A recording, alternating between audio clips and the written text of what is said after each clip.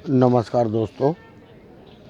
तो आइए अब अपन परमेश्वर की राह में आगे बढ़ते हुए शक्तिपात शक्तिपात का अर्थ ये है कि शक्ति जो शरीर के अंदर यानी ऊर्जा आ रही है, उस ऊर्जा को हरि की भक्ति और परमेश्वर को ढूंढने के लिए कैसे लगाएं।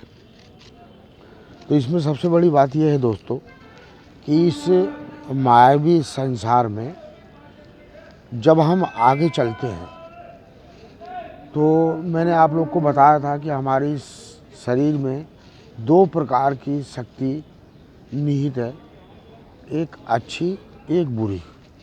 तो जब ये मायावी संसार में अपन चलते हैं तो मायावी संसार में चलने वाली जो साइकिल है उसमें बुराई का पहिया आगे लगा रहता है और अच्छाई का पहिया पीछे लगा रहता है।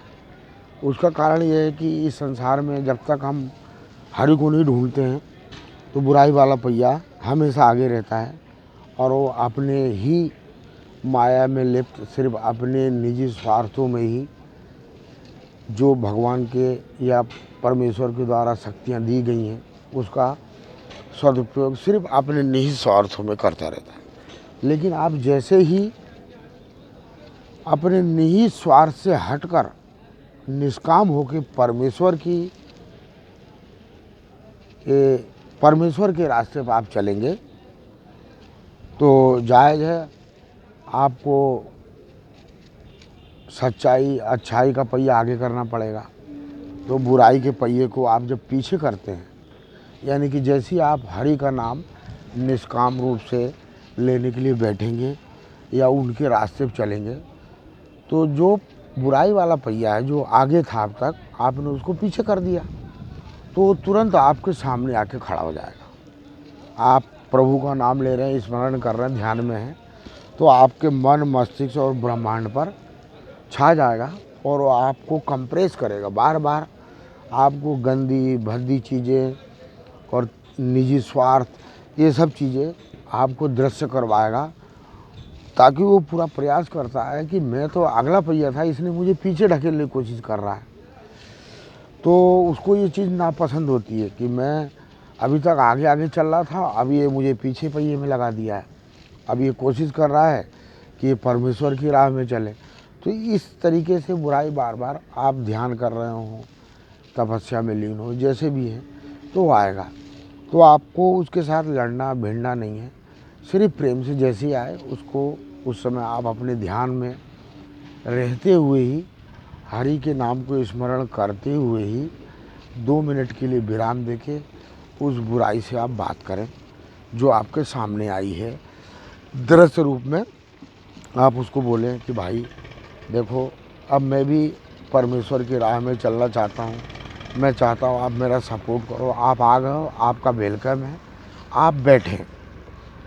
ऐसा नहीं कि जैसे ही आए तो आप ध्यान को छोड़ दें या अपनी समाधि से निकल जाएं, उसको आने दो, आप उसका वेलकम करो और उसको बोलो आज तू भी मेरे साथ बैठ, थोड़ा मैं ध्यान कर लूँ, फिर मैं तेरे से बात करूँगा। ऐसे क्रिया करते करते करते बुराई आती रहेगी। जैसे ही आप परमेश्वर के ध्यान योग में या उनके भजन उसमें बैठोगे तो धीरे धीरे करते करते बुराई स्वयं समझ जाएगी कि अब मैं अगला पहिया कभी जीवन में नहीं बन सकती, अब मुझे पिछला ही पहिया बन के रहना पड़ेगा इस इंसान का, इस जीव का। और वो क्या करती है, सच के साथ बराबर भागीदारी हो जाती है और आपको हर चीज़ का इल्म करवाने लगती है, आपको जानकारी देने लगती है। तो आपको घबराना नहीं है बुराई से। आप जब भी ध्यान योग साधना समाधि या शक्तिपात हो रहा है शरीर में, तो उसी शक्तिपात को आप हरि के शरणों के लिए उपयोग में ले लें। आएगी बुराई की शक्ति आके सामने खड़ी होगी, आप उसको धुतकारना नहीं है, आपने ध्यान को भंग नहीं करना है। बस कुछ पल के लिए ठहर के उससे बात करके उसको या तो ये शांति से बोल देना कि थोड़ी देर तू बैठ, मैं तेरे से ही बात करता हूँ, या थोड़ी देर तू धीरज रख। ऐसे नित्य क्रिया करते रहना है और करते करते एक दिन वो आपकी मित्र बन जाएगी दोस्तों। और परम भक्ति की ओर बराबरी का हिस्सा रहेगा उसका भी सद्गामियों के लिए और सत की राह पे चलने के लिए, क्योंकि मैंने पहले ही बताया था अच्छाई बुराई दो स्तंभ हैं। तो दोस्तों, जहाँ तक उम्मीद है आप लोग को कुछ समझ में आ गया होगा, और नहीं आया तो आप कमेंट्स में मुझसे लिख के पूछ सकते हैं। धन्यवाद दोस्तों। अब आगे बढ़ेंगे अपन दूसरी कहानी और दूसरी चीज़ों को लेकर।